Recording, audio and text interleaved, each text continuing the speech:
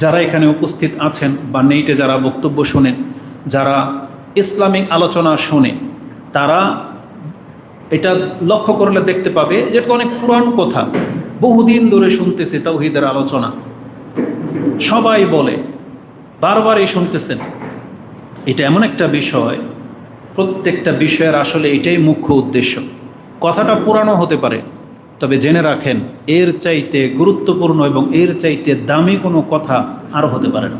এজন্য এটাকে বারবার বলতে হবে, যাতে করে আমরা যারা মুসলিম হয়েছি, আমাদের নসল সন্তানরা যেন এই কথাটা বারবার শুনতে পারে এবং ওদের অন্তরে যেন এটাকে বসায় নেয় যে আমার জীবনের যেই কোনো মূল্যে হোক আমাকে মুসলিম হয়ে বেঁচে থাকতে হবে, কারণ মুসলিম ছাড়া কোনো ব্যক্তি নাজাত পাবে না। এটা কথা যতই পুরানি হোক, যতই তিক্ত হোক, যতই আপনি বিরক্ত বোধ করেন না কেন, এটাকে প্রতিদিন প্রতি মুহূর্ত বারবার এটাকে আমাদেরকে বলতে হবে যে দেখেন পৃথিবীর মানুষ, আপনি মুসলিম অবস্থায় বেঁচে থাকার চেষ্টা করেন। মুসলিম না হয়ে যদি আপনি মরে যান তাহলে কিন্তু আপনাকে কেউ বাঁচাতে পারবে না। আর এটা আমাদের দায়িত্ব বটে, পিতামাতার দায়িত্ব সন্তানকে কথাটা বলা, শিক্ষকের দায়িত্ব ছাত্রদেরকে এটা বলা, রাষ্ট্রনায়কের দায়িত্ব তার রাজ্যের মানুষকে এটা বলা, প্রত্যেকটা ব্যক্তির পথচারীদের এটা বলা, মসজিদের ইমামদের দায়িত্ব এটা বলা। কেন? কারণ এটাই হলো নবী এবং রাসূলদের পৃথিবীতে আসার মূল কারণ। তারা এসেছে শুধু মানুষকে এই আহ্বানটা জানানোর জন্য যে পৃথিবীর মানুষ, তোমরা আল্লাহর কাছে আত্মসমর্পণ করো, আল্লাহর ইবাদত করো, মুসলিম হয়ে বাঁচো। এটা ছিল একবারে প্রথম রাসূল থেকে সর্বশেষ রাসূলের দাওয়াত।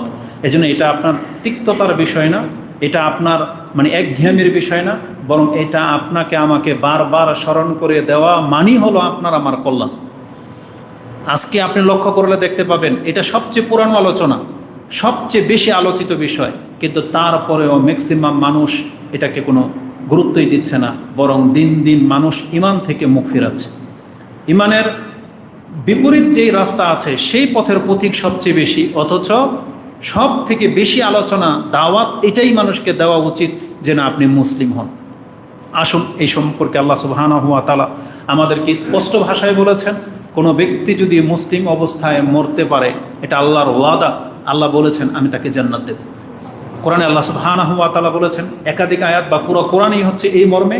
তবে আপনি সূরা আনআম 6 নম্বর সূরার 82 নম্বর আয়াতটা নিতে পারেন। আল্লাহ বলেছেন, আল্লাযীনা আমানু, নিশ্চয়ই যারা ঈমান আনবে, ওয়ালাম ইয়ালবিসু ঈমানাহুম বিযুলমিন উলাইকা লাহুমুল আমনু ওয়া হুম মুহতাদুন, নিঃসন্দেহে যারা ঈমান আনবে, ঈমান আনার পরে এই ঈমানকে আর জুলম দিয়ে নষ্ট করে দিবে না, জুলমের সংমিশ্রণ ঘটাবে না, আল্লাহ বলেছেন আমি তাকে সার্বিক নিরাপত্তা দিয়ে দেওয়ার ঘোষণা করতেছি। এই জুলুম কি? এখানের ব্যাখ্যা স্পষ্ট বলা হয়েছে, জুলুম মানে শিরক, কুফরি না, শিরক মানে আল্লাহর সাথে ঈমান আনার পরে আপনি আল্লাহর সাথে কোনো অবস্থাতে শিরিক করতে পারবেন না। শিরিক করলে আপনার নাম আর মুসলিম থাকবে না, তখন কি হয়ে যাবে? মুশরিক একটা শব্দ, মুশরিক একটা শব্দ। আপনি জন্ম নিয়েছেন মুসলিম ঘরে, কিন্তু নাম হয়ে যাচ্ছে মুশরিক কর্মের কারণে, বিশ্বাসের কারণে। তার মানে আপনি ওই কাফেরের সমতুল্য হয়ে যাচ্ছেন। আল্লাহকে অস্বীকারীর যে শাস্তি, যেই হুকুম একটা মুশরিকেরও, আল্লাহকে মেনে নেওয়ার পরে শিরিক করার কারণে সে ওই একই মর্যাদার একই হুকুম তার উপরে বর্তাবে, যদিও তার জন্মটা মুসলিম ঘরে হয়েছে, যদিও সে আল্লাহকে বিশ্বাস করে, কিন্তু শিরিক করার কারণে তার মান হয়ে যাচ্ছে কাফেরের মতো। এই জন্য এটাকে মাথায় রাখবেন যে আল্লাহ বলেছেন ঈমান আনার পরে শিরিক করা যাবে না। আর এখানে পজিটিভলি আমি আয়াতটা পেশ করেছি, সেটা হচ্ছে ঈমান হলো নাজাতের একমাত্র পথ। যেই অবস্থায় মৃত্যুবরণ করলে নাজাতের গ্যারান্টি রয়েছে, এই ব্যক্তি ক্ষতিগ্রস্ত হবে না। আর যারা এর বিপরীতে মরবে তারা ক্ষতিগ্রস্ত হবে। এই মর্মে আল্লাহ সুবহানাহু ওয়া তাআলা বহু আয়াত কোরআনে উল্লেখ করে রেখেছেন। তার মধ্যে একটি আয়াত আপনি নিয়ে নেন, সূরা তাওবা 68 নম্বর আয়াত। আল্লাহ বলেছেন, ওয়াদাল্লাহুল মুনাফিকিনা ওয়াল মুনাফিকাত, নিশ্চয়ই আল্লাহ ওয়াদা করতেছেন মুনাফেক পুরুষ এবং মুনাফেক নারীদের সাথে, ওয়াল কুফারা এবং কাফেরদের সাথে, নারা জাহান্নামা খালিদিনা ফিহা, তাদের জন্য আমার ওয়াদা যে তাদেরকে আমি চিরস্থায়ী জাহান্নামের ঘোষণা করে দিলাম। আল্লাহ বলেছেন মুশরিক, মুনাফেক পুরুষ এবং মুনাফেক নারী এবং যারা কাফের, কারণ মুনাফেক আর কাফের একই জিনিস, শুধুমাত্র বাহ্যিকভাবে সে মুসলিম হওয়ার দাবি করবে, অন্তর তার কাফেরদের মতো। এই জন্য আল্লাহ সুবহানাহু ওয়া তাআলা পৃথকভাবে মুনাফেকদের কথা আলোচনা করেছেন যে কাফের আর মুনাফেক এদের জন্য আল্লাহর ওয়াদা নারা জাহান্নামা খালিদিনা ফিহা, সেখানে তারা চিরস্থায়ী থাকবে। আল্লাহ বলেছেন হিয়া হাসবুহুম, এটাই তাদের জন্য যথেষ্ট। মানে তাদের জন্য এই কথাটা বলাই যথেষ্ট যে তারা চিরস্থায়ী জাহান্নামে জ্বলবে। এবং আল্লাহ বলেছেন ওয়াল্লানাহুমুল্লাহ, আল্লাহর গজব, মানে আল্লাহ তাদেরকে তাদের রহমত থেকে, আল্লাহর রহমত থেকে তাদেরকে বঞ্চিত ঘোষণা করেছেন। এবং আল্লাহ বলেছেন যে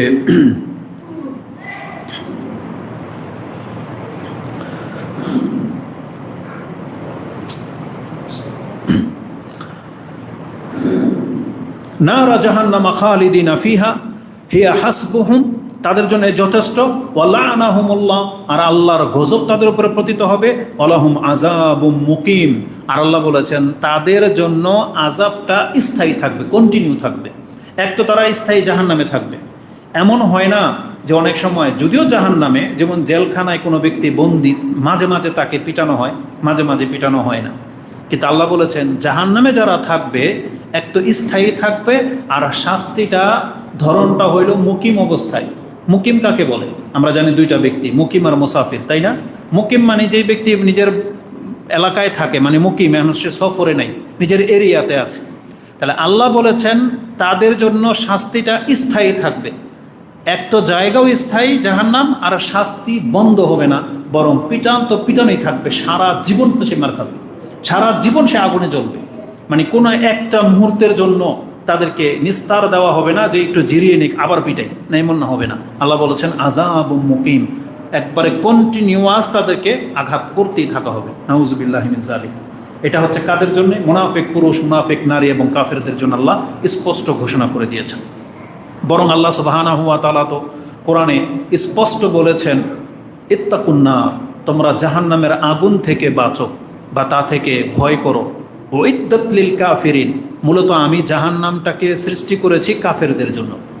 এই জন্য প্রত্যেকটা মুসলিমের উচিত সে যেন কুফরিতে না জন্মায়, কুফরিতে যেন সে লিপ্ত না হয়। পৃথিবীর মুসলিম যারা মানুষ যারা আছে, ইহুদি হোক, খ্রিস্টান হোক, বৌদ্ধ হোক, আমরা যেহেতু বাংলা ভাষায় কথা বলতেছি, আমাদের বক্তব্য তারা ইংলিশ ভাষীরা বুঝবে না, আরব ভাষীরা বুঝবে না, অন্য কোনো ভাষার লোকেরা বুঝবে না। আমি যেমন বাংলা ভাষায় বলতেছি, বাংলা ভাষী যে ভাষাভাষী যে মানুষগুলো আছে, সে হিন্দু হোক, বৌদ্ধ হোক, খ্রিস্টান হোক, তাদেরকে কথাটা, আমাদের এই মেসেজটা নেওয়া উচিত, তাদের কানে পৌঁছানো উচিত। যদি সে হিন্দু অবস্থায় মরে যায়, তাকে কিন্তু আর কেউ রক্ষা করতে পারবে না, কারণ আমাদের রব এই মেসেজ দিচ্ছে। এটা কোনো সাম্প্রদায়িক বিষয় না, এটা সৃষ্টি আর স্রষ্টার ব্যাপার। স্রষ্টা জানিয়েছে সৃষ্টির মধ্যে যারা মুসলিম হবে না তাদেরকে আল্লাহ সুবহানাহু ওয়া তাআলা এমন কঠিন শাস্তি দেবে। এই জন্য আমরা তাদেরকে মেসেজটা দিতে চাচ্ছি, যারা হিন্দু আছে, খ্রিস্টান, বৌদ্ধ আছে, তারা যেন ইসলাম গ্রহণ করেই মরার চেষ্টা করে, না হয় তাদেরকে কেউ বাঁচাতে পারবে না। এবং এটা আমাদের দায়িত্ব। আজকে আমরা দাওয়াতি কাজ থেকে মুখ ফিরিয়ে ফেলেছি বিদায়, শুধু জুমার খুতবাতে আমরা সীমাবদ্ধ, অথচ উচিত ছিল প্রত্যেকটা মুসলিম এই দাওয়াতি কাজে লিপ্ত থাকবে। দাওয়াতি কাজ মানে হচ্ছে মানুষকে ইসলামের দিকে ডাকা। কিন্তু আমি আর আপনি কোনোদিন বলতে পারবো না যে কোনো হিন্দুকে গিয়ে বুঝিয়েছি বা বলেছি যে আপনারা ইসলাম গ্রহণ করেন। এটা আমরা কেউ করিনি। আমরা তাদেরকে তাদেরভাবে ছেড়ে দিয়েছি, কারণ আমরা নিজেরাই ধর্ম পালন করি না। আমাদের ম্যাক্সিমাম মুসলিমদের চরিত্র, আমরা নিজেরাই ধর্ম পালন করি না, ওদেরকে আর কি দাওয়াত দেব? তো কথা হচ্ছে যে আল্লাহ সুবহানাহু ওয়া তাআলা, আপনারা আমার তো দরদ হওয়া উচিত। স্পষ্ট কোরআনে আল্লাহ বলে দিয়েছেন যে কাফেররা জাহান্নামে যাবে, অথচ আমি আর আপনি চোখের সামনে হাজার লাখো কাফের দেখতে পাচ্ছি, অথচ তাদের প্রতি আমাদের কোনো এই সিম্পিতিটা আসে না যে একটু দাওয়াতি কাজ করি বা বলি। হয়তো ও গালি দিবে, ও হয়তো আপনার কথাকে ইগনোর করবে, গালি দিবে, কিন্তু রাসূলুল্লাহ সাল্লাল্লাহু আলাইহি ওয়াসাল্লাম এবং নবীরা এটাই করেছেন, গালি খেয়েছেন, তাদেরকে হত্যা পর্যন্ত করে দেওয়া হয়েছিল, কিন্তু তারা এই দায়িত্ব নিয়ে পৃথিবীতে এসেছেন। যদিও তাদের মতো এই দায়িত্বটা আমাদেরকে দেওয়া হয় নাই, কিন্তু উম্মাহ হিসেবে এটা আমাদের উপরে অনেক বড় একটা দায়িত্ব যে আমরা তাদেরকেও মাঝে মাঝে ইসলামের দাওয়াত দেব, এটা তাকে বলতে হবে। কিন্তু আজকে আমাদের চরিত্র দেখেন, আমরা হিন্দু, খ্রিস্টান এদেরকে মুসলিম বানাবো দূরের কথা, ওদের রাষ্ট্রে গেলে আমি আর আপনি নিজেই হিন্দুর মতো হয়ে বসবাস করি, আমি আর আপনি খ্রিস্টান হয়ে বেঁচে থাকি। মুসলিমদের বহু সন্তান আছে যারা খ্রিস্টান হোটেলগুলোতে, রেস্টুরেন্টগুলোতে, তারপরে যেগুলোতে ওই যে হোটেলই তো বলা হয় 5 স্টার 4 স্টার যে হোটেলই, হ্যাঁ, এগুলোতে যারা চাকরি করে তারা মুসলিম পরিচয়হীন হয়ে চাকরি করে। সেখানে নাম মুসলিম হিসাবে পেশ করে না, খুব কম নাম, যদিও হয়তো অতটা প্রভাব ফেলে না, কিন্তু দাড়ি রাখে না, মুছ রাখে না, ওদের মতো প্যান্ট শার্ট, ওদের মতো ড্রেস আপ থাকতে হবে, ওদের মতন কথা বলতে হবে, গুড নাইট, গুড মর্নিং এগুলো বলতে হবে, সালামও দিবে না। বরং অধিকাংশ মুসলিমরা দাড়ি ফেলে দেয় শুধুমাত্র চাকরিকে বাঁচানোর জন্য। তার মানে ওদের মতো রূপ নিয়েই বেঁচে থাকে, অথচ ব্যাপারটা ছিল উল্টা। একটা মুসলিম গিয়ে তাদেরকে মুসলিম হওয়ার চেষ্টা করবে, বরং আমরা নিজেরাই অমুসলিমদের মতো হয়ে যাই। আর বাংলার জমিনে আপনি দেখতে পাবেন যে বাংলার মুসলিমরা যেন হিন্দুদের কাছে হেও, অথচ সেটা হওয়া উচিত ছিল না, বরং হিন্দুদের দোকান, হিন্দুদেরকে সন্তুষ্ট করার জন্য। আমাদের নারায়ণগঞ্জের মতো একটা শহরে ম্যাক্সিমাম দোকানে গরুর গোস্ত বিক্রি হয় না শুধু হিন্দু কাস্টমারকে খুশি করার জন্য। বোঝেন, এটা বাংলাদেশ। তা আল্লাহ এদেরকে হেদায়েত দান করুক, আমিন। তো কথা হচ্ছে যে আমাদেরকে স্পষ্ট জানিয়ে দেওয়া হয়েছে জাহান্নামকে প্রস্তুত করে রাখা হয়েছে কাফেরদের জন্য। এই কথাটা আপনি আমি জানি, কিন্তু আজকে এখানে বলার কারণ কি জানেন?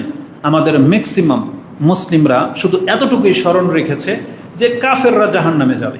তার মানে এ তো মুসলিম ঘরে জন্ম, তো ও ধর্মকর্ম করুক আর না করুক, ও জানে যে মুসলিম জান্নাতে যাবে আর কাফের জাহান্নামে যাবে। কিন্তু ও এটা লক্ষ্য করে না, বিচারক হচ্ছেন আল্লাহ। আল্লাহ সুবহানাহু ওয়া তাআলা একটা কাফেরের ঘরে জন্ম হওয়ার কারণে ওকে জাহান্নামী, এই কথা আল্লাহ ঘোষণা করে নাই। একটা মুসলিমের ঘরে জন্ম হলেই সে জান্নাতি, এটা আল্লাহ ঘোষণা করে নাই। বরং আল্লাহ বলেছেন মুসলিমদের জন্য জান্নাত আর কাফেরদের জন্য জাহান্নাম। এটা কিভাবে নির্ণয় হয়? জন্মের উপরে না, এটা নির্ণয় হয় তার আমল আখলাকের উপরে, তার বিশ্বাস আর কর্মের উপরে। একটা মুসলিম ঘরের সন্তান বিশ্বাস যদি তার লড়বড় হয়, বিশ্বাস যদি হয় কাফেরদের মতো, তাহলে ও কাফের, যদি ওর জন্ম মুসলিম।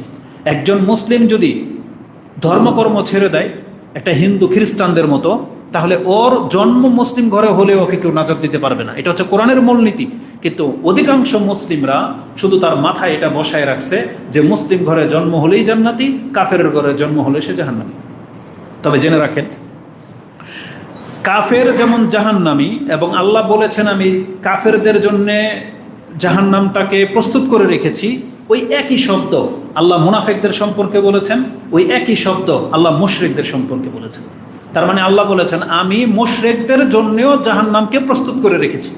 যেমন কোরআন একটা আয়াত নিয়ে নেন, আল্লাহ সুবহানাহু ওয়া তাআলা বলেছেন ওয়ায়ুআযযিবুল মুনাফিকিনা ওয়াল মুনাফিকাত ওয়াল মুশরিকিনা ওয়াল মুশরিকাত আযান্নিনা বিল্লাহি যান্নাস সাউ আলাইহিম দাইরাতাস সাউ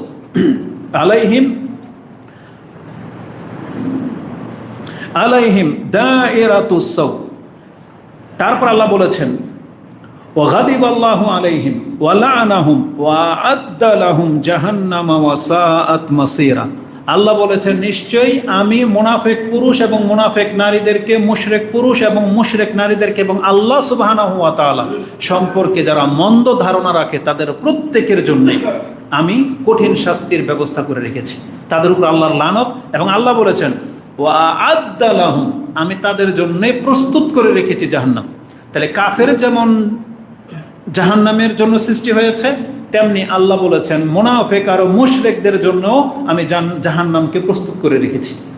এখন বলেন তো, যেই জিনিসটা সবচেয়ে গুরুত্বপূর্ণ সেটা কি জানেন? আমি আর আপনি কাফের না, মানে আমাদের ঘরের সন্তানরা কাফের হয় না। তবে আপনি মনে রাখেন, ওই মুনাফিক আর মুশরিক এই যে শব্দ দুইটা কোরআনে আসছে, কাফের কোনোদিন মুশরিক হয় না, কাফের কোনোদিন মুনাফিক হয় না। ওই শব্দগুলো কাফেরদের জন্য না, বরং মুসলিমদের ঘরের সন্তান মুশরিক হয়, মুসলিমদের ঘরের সন্তান মুনাফিক হয়। জন্মটা তার মুসলিম ঘরে, তার অন্তরে বিশ্বাস নাই, এই জন্য আল্লাহ তাকে মুনাফিক বলেছে। যদিও সে আল্লাহতে বিশ্বাসী, কিন্তু শিরিক করার কারণে তাকে আল্লাহ মুশরিক বলেছে। কাফের তো কাফিরই, কাফের তো আল্লাহকে অস্বীকারই করেছে। ও কিভাবে মুশরিক হয়? ওর জন্য তো ওইটাই বড় লাকাব যে ও কাফের। কিন্তু আমি আর আপনি আল্লাহতে বিশ্বাসী হওয়া সত্ত্বেও আপনার আমার নামের যদি মুশরিক শব্দটা লেগে যায় হুকুমের দিক থেকে, আল্লাহ যদি আপনাকে আমাকে মুশরিক হিসেবে পায়, তাহলে আপনার এই জন্ম নাজাত দিতে পারবে না, আর আপনার আমার হুকুম হয়ে যাবে কাফেরদের মতো। যদিও আমি আর আপনি কাফের বলা পছন্দ করেন না বা আমরা হুকুম লাগাচ্ছি না, কিন্তু মর্যাদায় শাস্তিতে স্থায়ীভাবে আমি আর আপনি বা ওই লোকগুলো যারা শিরিক করেছে বা মুনাফিক হয়ে আছে, তারা কিন্তু কাফেরদের সমতুল্য হয়ে আল্লাহর কাছে উঠবে। এই জন্য আপনি শুধু শব্দের দিকে ফোকাস করবেন না, বরং আপনি দেখবেন যেই যে কাজে আল্লাহ জাহান্নামকে প্রস্তুত করে রেখেছেন, আমি আর আপনি ওগুলোর সাথে সম্পর্কযুক্ত আছি কিনা। যদি আমি আর আপনি সম্পর্কযুক্ত থাকি, তাহলে আমাদেরকে কেউ বাঁচাতে পারবে না। এই জন্য আপনাকে আমাকে কি করতে হবে? এই শব্দগুলো থেকে বেঁচে থাকতে হবে। আমি আর আপনি যেন কাফের না হই, আমি আর আপনি যেন শিরিক করে মুশরিক না হয়ে যাই, আমি আর আপনার বিশ্বাসে যেন এমন ত্রুটি দেখা না দেয় যেটা মুনাফিক হয়ে যাওয়ার চান্স আছে। আপনাকে আমাকে এই শব্দগুলো থেকে বেঁচে থাকতে হবে। এক কথায় আল্লাহ সুবহানাহু ওয়া তাআলা বলেছেন, যেই কাজে স্থায়ীভাবে জাহান্নামে যাবে কোনো ব্যক্তির যেন মৃত্যু ওই শব্দ দিয়ে না হয়। আল্লাহ সুবহানাহু ওয়া তাআলা আমাদেরকে স্পষ্ট ভাষায় বলে দিয়েছেন, এবং প্রত্যেক খুতবায় রাসূলুল্লাহ সাল্লাল্লাহু আলাইহি সাল্লাম সেই আয়াতটি আমাদেরকে স্মরণ করিয়ে দেয়। এবং আল্লাহ সুবহানাহু ওয়া তাআলা বলেছেন, ইয়া আইয়ুহাল্লাযীনা আমানুত্তাকুল্লাহা হাক্কা তুকাতিহ ওয়া লা তামুতুন্না ইল্লা ওয়া আনতুম মুসলিমুন। দেখো তোমরা আল্লাহকে ভয় করে চলো, এবং অন্তত পক্ষে তোমার নামের সাথে যেন মুসলিম শব্দটা লেগে থাকে। একটা পাপী মুসলিম, কিন্তু একটা সৎ লোক যদি মুশরিক হয়, এই মুশরিক শব্দটা যদি লেগে যায় তার নামের সাথে, তাহলে তাকে কেউ বাঁচাতে পারবে না। এই জন্য আল্লাহ বলেছেন, তোমার মৃত্যু যেন অন্তত পক্ষে মুসলিমের উপরে হয়। মুসলিম এই শব্দটা যেন কোনো কারণে যেন কেটে না যায়, এটাকে আমাদেরকে খেয়াল রাখতে হবে। উপরন্ত আপনাদেরকে বলি, যারা মনে করেন যে শুধু কাফের আর মুশরিকই জাহান্নামে যাবে, আপনি ভুলে গেছেন কোরআনের বহু আয়াত। আল্লাহ সুবহানাহু ওয়া তাআলা বলেছেন, ফাসিক যারা পাপ করে, বড় পাপ করে, তাদের জন্য জাহান্নামকে আল্লাহ প্রস্তুত করে রেখেছেন, তারাও জাহান্নামে যাবে। সূরা সাজদাতে আছে, সূরা ইনসানে আছে, সূরা নাবাতে আছে, যেগুলোতে স্পষ্ট ভাষায় প্রমাণ হয় যারা পাপ করবে তারাও জাহান্নামে যাবে, আল্লাহ তাদের জন্য প্রস্তুত করে রেখেছেন। যেমন কোরআনে সূরা, আজকে সকালে যেহেতু পড়ছিলাম ওই আয়াতটা এখানে নোট করি নাই, কিন্তু যখন আজকে সকালে ফজরে সেই আয়াত পাঠ করা হলো তখন বুঝতে পেরেছি যে ওখানে আছে। যেমন 17-18 নম্বর আয়াতগুলোতে আল্লাহ কি বলেছেন, আফামান কানা মুমিনান কামান কানা ফাসিকা লা ইয়াস্তাউন। মুমিন আর ফাসিকরা কি সমান? না, তারা সমান না। উচিত ছিল, যেহেতু আল্লাহ এখানে ঈমানকে এনেছেন, ঈমানের এগেইনস্টে কাফের শব্দটা আনতে হইতো। মানে আল্লাহ বলতেন আফামান কানা মুমিনান কামান কানা কাফিরা, কিন্তু আল্লাহ কাফেরা বলেনি, আল্লাহ বলেছেন ফাসিকা। তার মানে মুসলিম কি ওই কাফের মানে পাপীদের মতো সমান? তার মানে আল্লাহ বলতে চাচ্ছে যে মুসলিম তো পাপী হয় না, মানে মুসলিমরা তো পাপ করতে পারে না, পাপ তো কাফেররা করবে। তো এটা খুবই সেন্সিটিভ ব্যাপার যে আল্লাহ বলেছেন মুসলিমরা পাপীদের মতো হয় না। আল্লাহ মুসলিমদেরকে পাপীদের চেয়ে আলাদা করতে চেয়েছেন, কিন্তু আমরা ম্যাক্সিমাম মুসলিমরাই পাপী। তারপর আল্লাহ সুবহানাহু ওয়া তাআলা বলেছেন, ফাম্মাল্লাযীনা ফাসাকু, নিশ্চয়ই যারা পাপী তাদের জন্য আমি জাহান্নামকে প্রস্তুত করে রেখেছি, যেটা আপনি 19-20 নম্বর আয়াতে পেয়ে যাবেন। তো আমি বুঝাতে চেয়েছি, আল্লাহ সুবহানাহু ওয়া তাআলা শুধু কাফের আর মুশরিক আর মুনাফিকদেরকে জাহান্নামে জ্বালাবে না, বরং প্রত্যেকটা পাপীও ওই জাহান্নামের হকদার হয়ে যাচ্ছে। এই জন্য আমাদেরকে ভয় করতে হবে যে মুসলিম ঘরে জন্ম হলেই শুধু নাজাত পাওয়া যায় না, আমাদেরকে মুসলিমত্বকে টিকিয়ে রাখতে হবে। রাসূলুল্লাহ সাল্লাল্লাহু আলাইহি ওয়াসাল্লাম থেকে একটা হাদিসের টুকরো আপনাদেরকে বলি। কেন আজকের এই আলোচনাটা এইভাবে আপনার কাছে তুলে ধরতেছি? আজকে আমরা ম্যাক্সিমাম মুসলিমরা হচ্ছি এমন যে পাপগুলোকে আমাদের কাছে অত বড় মনে হয় না। আসুন এই সম্পর্কে একটা দ্বিতীয় পয়েন্টটা বলি। তার মানে প্রথম পয়েন্ট হচ্ছে, একজন ব্যক্তিকে কখনো কাফের, মুশরিক, নাস্তিক, মুনাফিক এই শব্দর পরিচয়ে যেন তার মৃত্যু না হয়। মৃত্যু হলে সে ক্ষতিগ্রস্ত হবে। মরতে হবে কোন রূপে? মুসলিম রূপে। এবার আসুন দ্বিতীয় নাজাতের পথ। মুসলিম হওয়ার পরে আমাদেরকে এখন সব থেকে বেশি গুরুত্ব দিতে হবে যেন আমরা পাপগুলো থেকে বেঁচে থাকতে পারি, কারণ প্রত্যেকটা পাপ মানুষকে ক্ষতিগ্রস্তর দিকে নিয়ে যাবে। যদি আজকে অধিকাংশ মানুষ আমরা সেগুলোকে হালকা করে দিয়েছি। পাপের সংখ্যা যেহেতু অনেক, কারণ এখানে সবগুলো পাপ মানে যে কোনো পাপই আপনাকে জাহান্নামে নিয়ে যাবে। যতগুলো কাবিরা গুনাহ আছে, রাসূল সাল্লাল্লাহু আলাইহি ওয়াসাল্লাম বলেছে না, ইজতানিবু সাবা আল মুবিকাত, তার মানে এখানে 7টা পাপের কথা আছে। শিরক করা, হত্যা করা, জেনা করা, চুরি করা, তারপরে অপবাদ দেওয়া, জাদু করা, যুদ্ধের ময়দান থেকে পালিয়ে যাওয়া, কাউকে অপবাদ দেওয়া, এই যে জিনিসগুলো আছে এগুলো সবগুলো মানুষকে জাহান্নামে নেওয়ার মতন পাপ। তো এক এক করে তো এগুলো সব বলা যাবে না, তবে আমরা কিছু কিছু এমন বিষয় আছে, পাপ আছে যেটা সব থেকে বড় পাপ, কিন্তু মুসলিমরা সেটাকে পাপই মনে করে না। মানে এটাকে এত হালকাভাবে নিয়েছে, এত বড় পাপ, অথচ এটাকে পাপই মনে করে না। এটা একবারে ঢাল ভাতের মতো। যেমন রাসূলুল্লাহ সাল্লাল্লাহু আলাইহি সাল্লামের একটা হাদিসের ভাষা এরকম, 2 কবরে শাস্তি হচ্ছিল। রাসূলুল্লাহ সাল্লাল্লাহু আলাইহি সাল্লাম দেখে তাদেরকে বলেছেন, ইন্নাহুমা লা ইউআযযিবানি, নিঃসন্দেহে নিশ্চয়ই এই 2 কবরে আযাব হচ্ছে। এটা বলার পরে রাসূলুল্লাহ সাল্লাল্লাহু আলাইহি সাল্লাম যে কথাটা বলেছেন, তিনি বলেছিলেন অমা ইউআযযিবানি ফি কাবীর, তবে এটা বড় কোনো বিষয়ের কারণে তাদের কবরে শাস্তি হচ্ছে না। মানে বিষয়টা অত বড় না।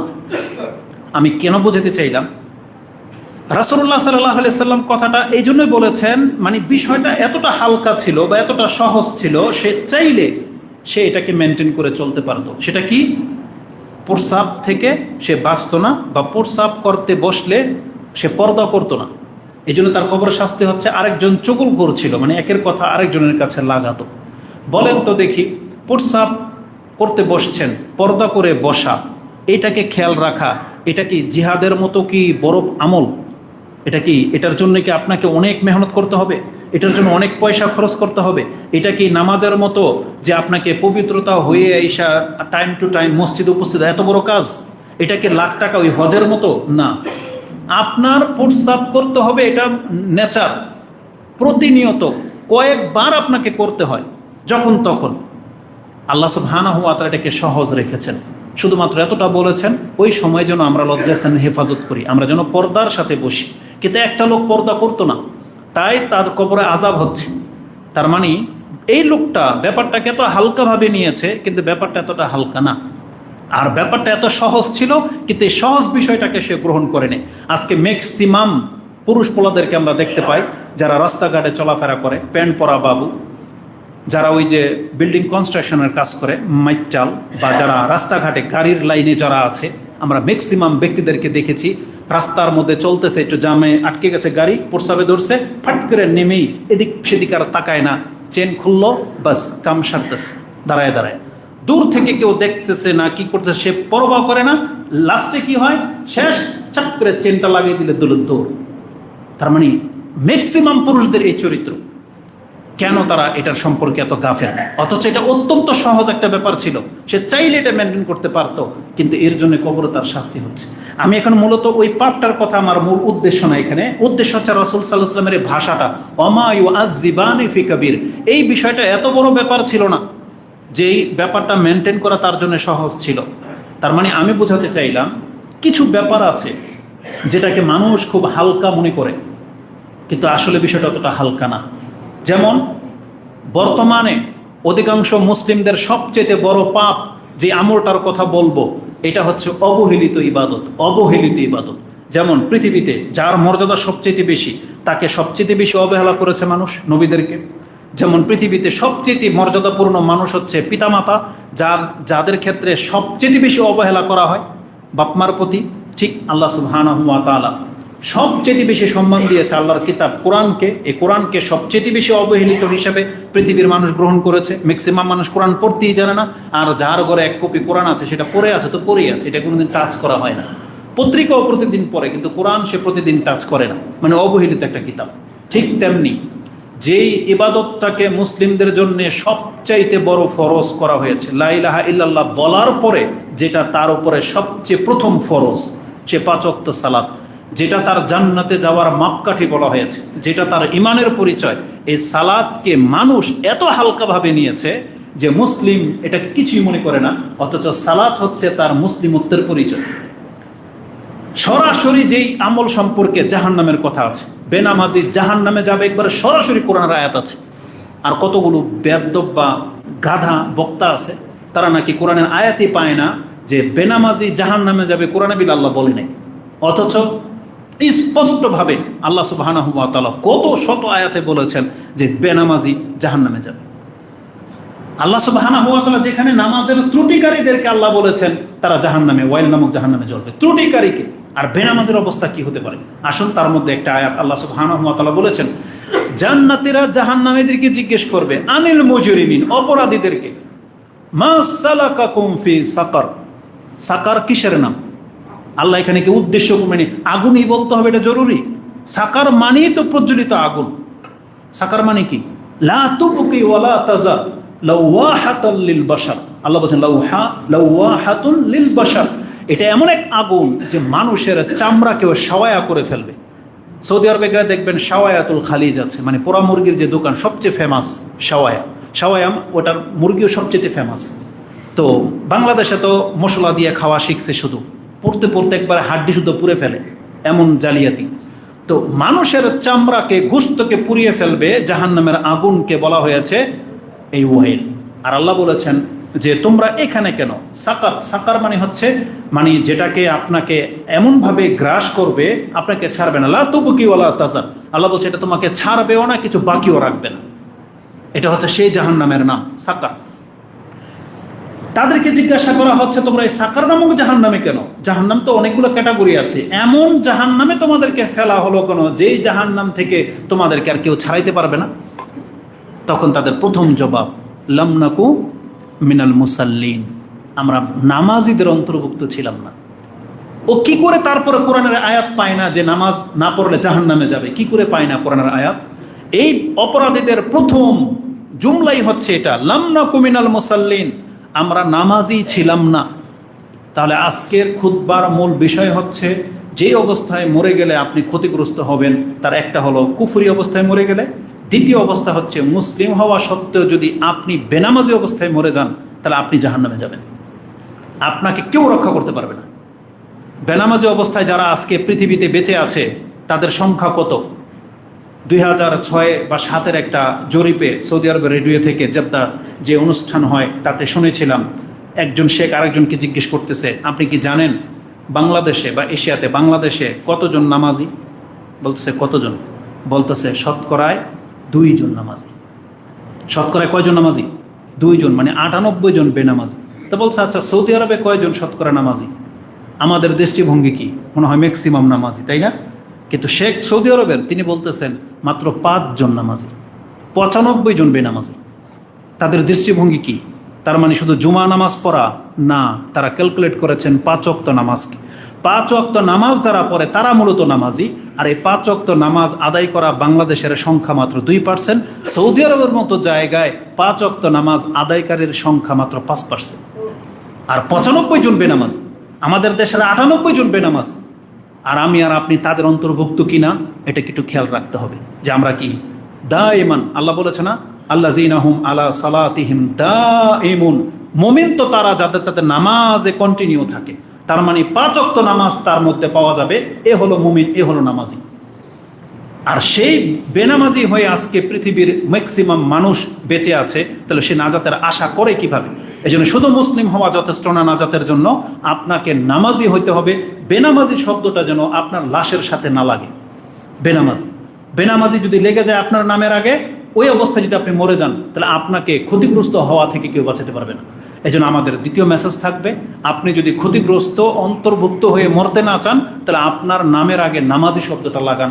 আপনাকে আমাকে এখন থেকে নামাজ আদায় করতে হবে, তওবা করে আপনি নামাজি হয়ে যান, যাতে বেনামাজি হয়ে আপনার মৃত্যু বরণ করতে না হয়। পাপের মধ্যে এই বেনামাজি হওয়া, এটাকে মানুষ পাপ মনে করে?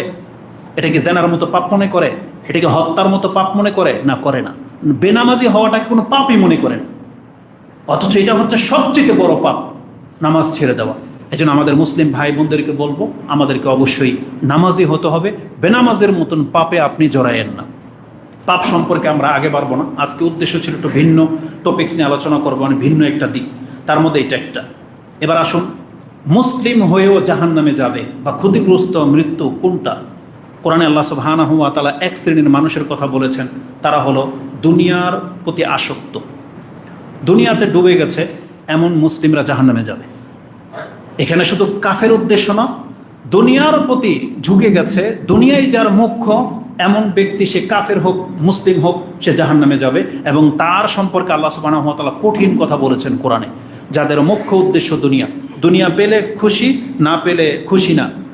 তার মানে তাইসা আব্দুদ দিনার ওয়া দিরহাম, রাসূল সাল্লাল্লাহু আলাইহি ওয়াসাল্লাম বলেছেন ধ্বংস হোক দিনার এবং দিরহামের বান্দারা, ইজা উতি রাদিয়া, যদি তাকে দেওয়া হয় তে সে সন্তুষ্ট, ওয়াইজা লাম ইউতা লাম ইয়ারদা, আর যদি তাকে দেওয়া না হয় তাহলে সে সন্তুষ্ট হয় না।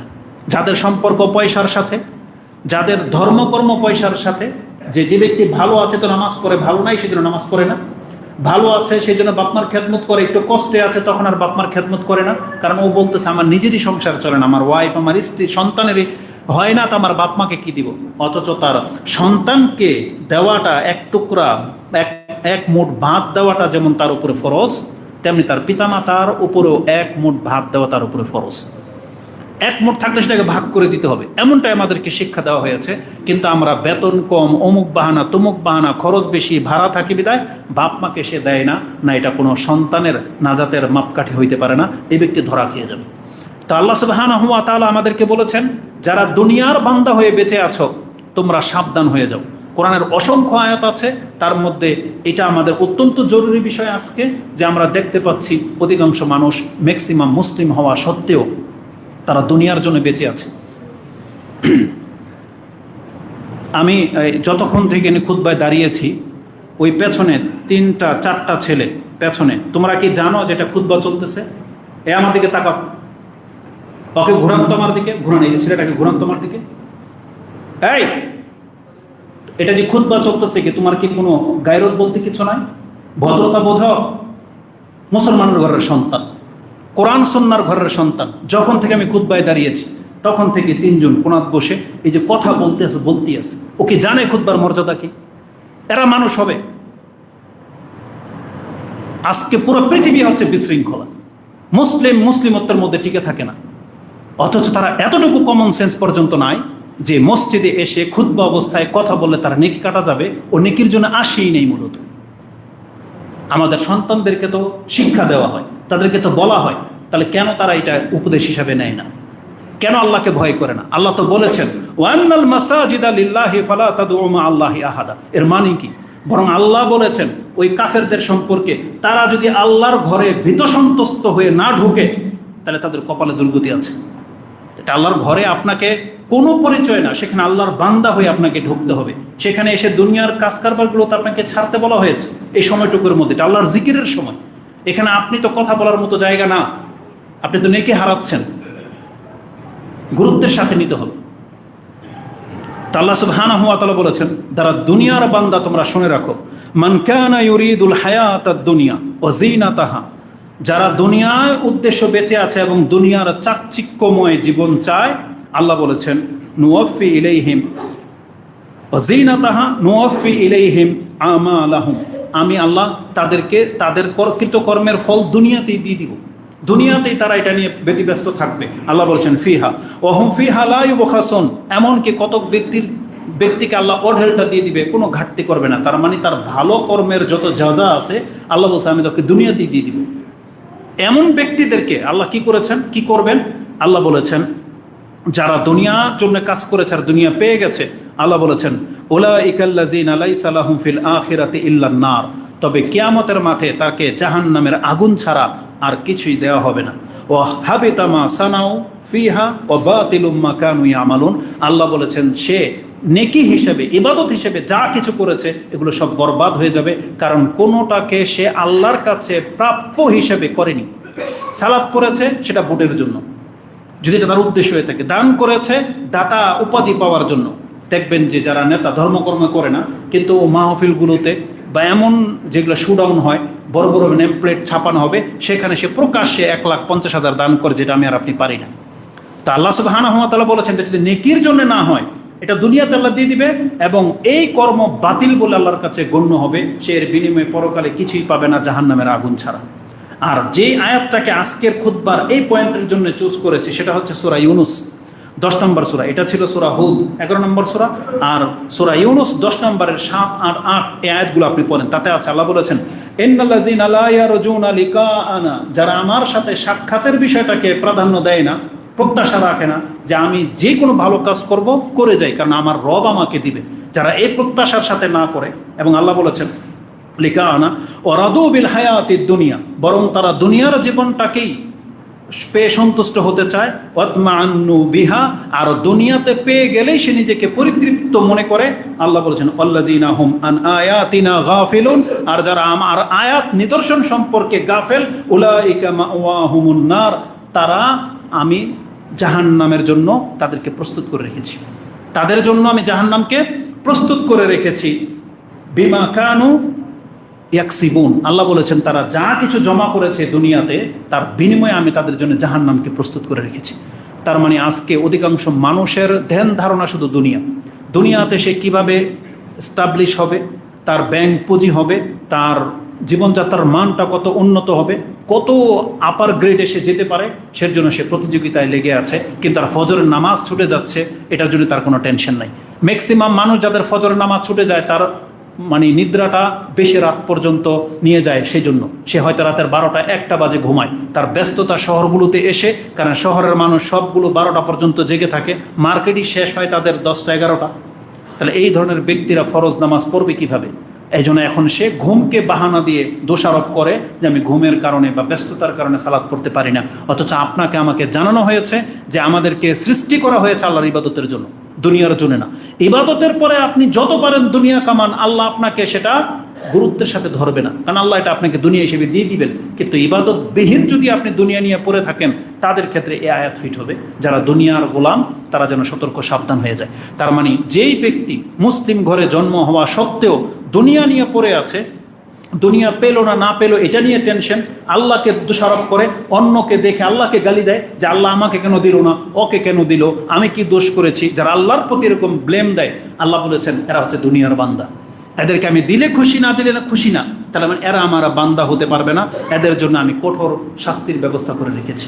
এই জন্য দুনিয়ার বান্দা হওয়া থেকে আপনাকে আমাকে বাঁচতে হবে। যেমন আলী রাদিয়াল্লাহু তাআলা আনহুর উপদেশ ছিল, ইমাম বুখারী সেটা কোট করেছেন তার কিতাব রিকাকে, যে আলী রাদিয়াল্লাহু তিনি বলতেন যে দুনিয়ারও সন্তান আছে এবং পরকালের সন্তান আছে। ও কোনো আবনা ইল আখিরা অলাতা কোনো আবনা এই দুনিয়া, তোমরা দুনিয়ার সন্তান হয়েও না, পরকালের সন্তান হও, কারণ দুনিয়াতে তুমি যা কিছু জমা করবা এগুলো কিন্তু দুনিয়াতেই রেখে দিয়ে তোমাকে চলে যেতে হবে। অতএব এই পয়েন্টটাকে আপনি গুরুত্বের সাথে নেবেন। আমরা বাস্তবিকই দুনিয়ার প্রতি কতটা ঝুঁকে গেছি এটা আমি আর আপনি সবাই বুঝি। তৃতীয় ধাপে আসেন, যেই অবস্থাতে মৃত্যুবরণ করলে আমি আর আপনি মুসলিম হয়েও, নামাজি হয়েও জাহান্নামে যেতে হবে বা ক্ষতিগ্রস্ত বা শাস্তি পেতে হবে, সেটা হচ্ছে ঋণ এবং অন্যের হক মেরে খেলে। এটা অত্যন্ত সেন্সিটিভ একটা ব্যাপার, যেটা হচ্ছে আজকের খুতবার মূল বিষয়। যে একজন মুসলিম হওয়া সত্ত্বেও সে নাজাতের একবারে ধার প্রান্তে আছে, কিন্তু এই একটা আমলের কারণে সে আটকা পড়ে যাবে, সেটা হচ্ছে ঋণগ্রস্ত অবস্থায় মরে যাওয়া। অনেকের ঋণ নিয়ে আপনি বসে আছেন, তাদেরকে কোনো গুরুত্বই দেন না, চাইলে আপনার আরও মন খারাপ হয়, তার সাথে শত্রুতা দ্বন্দ্ব তৈরি হয়ে গেছে। অথচ আপনি জানেন ভালো করে যে এই অবস্থায় মরে গেলে আপনার জানাজার নামাজ পর্যন্ত রাসূলুল্লাহ সাল্লাল্লাহু আলাইহি সাল্লাম পড়াননি। ঋণগ্রস্ত ব্যক্তির জানাজার নামাজ রাসূলুল্লাহ সাল্লাল্লাহু আলাইহি সাল্লাম পড়াননি। আরেকটা হচ্ছে অন্যের হক মেরে খেলে। এই পয়েন্ট দুইটা, এটাও ঠিক ওই তাওহীদের কথার মতো এতটা গুরুত্বপূর্ণ, কিন্তু মানুষ এটাকে এত সহজ, এত হালকা করে নিয়েছে যে ঋণগ্রস্ত হওয়া, অন্যেরটা চুরি বাটপারি করে মেরে খাওয়া, আত্মসাৎ করা, আমানতের খেয়ানত করা, এটাকে মুসলিমরা ডাল ভাত হিসেবে নিয়েছে, এটাকে পাপই মনে করে না। এই জন্য আজকের এই পয়েন্টটাতে আপনাকে আমি স্মরণ করিয়ে দিই। এটা হচ্ছে সব থেকে কঠিন একটা অবস্থা। এই সম্পর্কে এত কঠিন জোরালো বক্তব্য রয়েছে কোরআন এবং হাদিসের। আপনাকে একটা হাদিস শোনাই, যদিও এটা আপনি জানেন। আবু হুরায়রা রাদিয়াল্লাহু তাআলা আনহু থেকে রাসূলুল্লাহ সাল্লাল্লাহু আলাইহি সাল্লাম বলেছেন, মান কানাত লাহু মাজলামাতুন, যার কাছে কোনো ব্যক্তির জুলমের অংশ রয়ে গেছে, যে সে জুলুম করেছে, মাজলামাতুন লি আখিহি, তার ভাইয়ের, মিন ইরদিহি আও শাই, সেটা সম্মানের ক্ষেত্রে হোক, সম্মানহানি করার ক্ষেত্রে, সম্পদের ক্ষেত্রে হোক, রক্তের ক্ষেত্রে হোক, মানে সে দায়বদ্ধতায় আছে তার আরেক ভাইয়ের কাছে।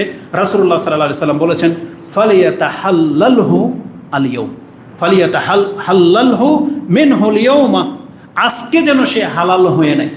সে তার সাথে একটা দ্বন্দ্বে আটকে আছে এই বিষয় নিয়ে, সে তার ভাইয়ের কাছে ঋণী হয়ে আছে, সেজন্য আজকে নিজেকে হাল্লালহু মানে মুক্ত করে নেয়। কোন দিন আসার আগে?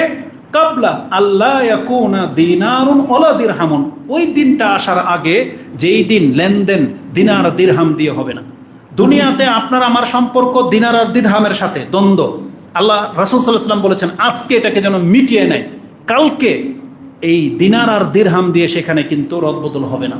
সেটা কবে? এই মৃত্যুর দিনের পরের দিন থেকে। মরে যাবেন, দুনিয়ার সম্পদের কেরাঞ্চি বাদ। যেমন আপনি সৌদি আরবে যাবেন, বাংলাদেশের টাকা সেখানে চলবে না, আপনাকে কনভার্ট করতে হবে কি দিয়ে? রিয়াল দিয়ে। ঠিক দুনিয়ার জীবন আপনি ছেড়ে দিবেন, কবরে যাবেন, সেখানে ডাইরেক্ট কনভার্ট হয়ে যাবে আমল দিয়ে, সেখানে সম্পদ দিয়ে আর কোনো বেচা কিনা নাই।